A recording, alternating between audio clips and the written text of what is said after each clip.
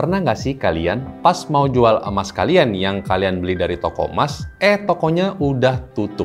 Pas mau jual ke toko emas yang lain, potongannya gede banget.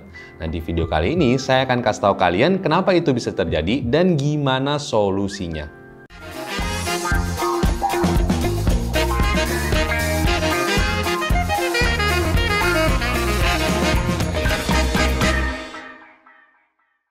Halo semuanya, selamat datang di channel Halo Emas bersama saya Willy. Di video kali ini saya akan jelasin ke kalian semua kenapa kalau misalnya kita jual emas kita di toko emas yang lain itu potongannya lebih besar.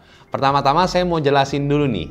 Jadi perhiasan emas itu bahan bakunya adalah emas batangan.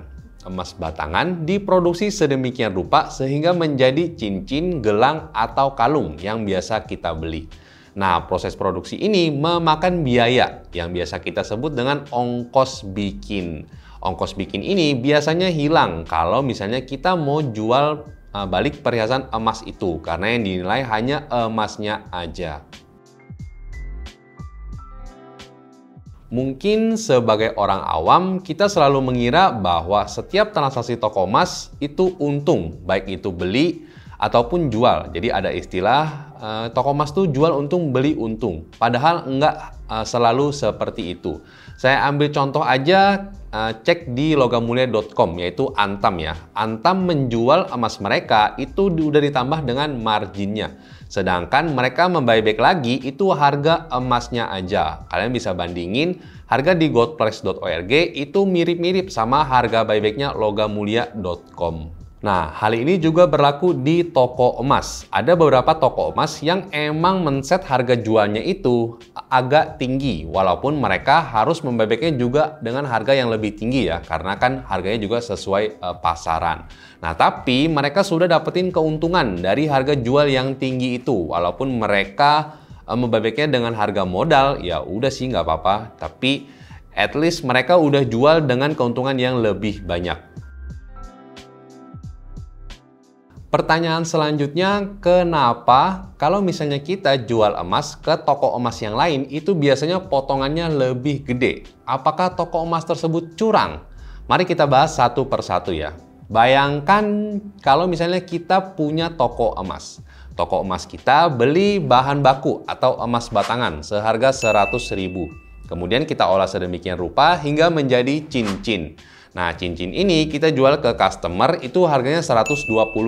Artinya kita dapat untung 20.000 sebelum dikurangin sama biaya produksi tadi ya. Nah, terus kalau misalnya customer tersebut jual lagi ke kita biasa potong 10-15%. Cuman di case kali ini saya anggap 10% aja. Jadi artinya harganya terimanya itu 108.000 yang which is di atas harga modal. Nah, kalau misalnya kalian customer tersebut mau jual ke toko yang lain, nggak mungkin toko yang lain itu beli di atas harga modal. Pasti mereka akan buyback itu di bawah harga modalnya mereka dong. Ya iya dong, kalau misalnya di atas harga modal, mendingan mereka beli bahan bakunya aja dan mereka olah sendiri daripada mereka harus beli punya customer itu tadi.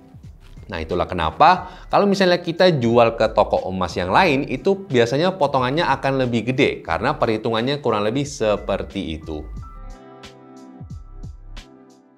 Lalu solusinya gimana Bang? Solusinya kalau misalnya kalian belum beli atau baru mau beli atau baru mau pilih toko emas mana, pilihlah toko emas yang benar-benar terpercaya. Terpercayanya dari mana? Kalian bisa cek dari referensi orang-orang terdekat kalian. Dari review-review di Google, terus juga dari rame atau enggaknya, terus juga dari udah berapa lama toko emas tersebut beroperasi. Tapi kalau misalnya kalian udah beli dan toko tersebut udah terlanjur tutup, sebaiknya kalian hitung dulu berapa harga modal perhiasan emas kalian. Saya juga udah bikin videonya tentang gimana caranya kita ngitung harga perhiasan emas kita. Buat kalian yang belum nonton videonya, silahkan klik linknya di sini ya. Nah, kalau misalnya kalian udah tahu harga modal perhiasan emas kalian, kalian seenggaknya punya bayangan atau punya acuan. Jadi nggak rugi-rugi banget buat jual ke toko emas yang lain karena kalian udah punya pandangan. Nah, buat cari harga acuan perhiasan emas kalian juga bisa cek websitenya rajaemasindonesia.co.id. Mereka transparan dan taruh semua harga perhiasan emas yang mereka mau beli.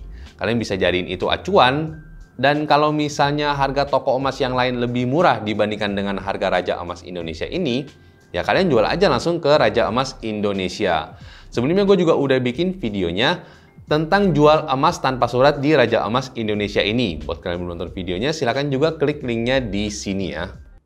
Intinya, selalu cari perbandingan dan cek ke beberapa tempat supaya kalian bisa dapetin harga yang terbaik. Mungkin dari kalian ada yang punya pengalaman jual emas ke toko yang lain. Boleh dong share di kolom komentar apakah harganya rugi banget, rugi aja, atau bahkan untung. Oke guys, itu tadi video saya tentang kenapa kalau misalnya kita jual emas di toko emas yang lain itu potongannya lebih gede. Share juga ke teman-teman kalian yang mungkin membutuhkan informasi ini. Jangan lupa like kalau kalian suka dengan video ini dan kita ketemu lagi di video selanjutnya. Dah.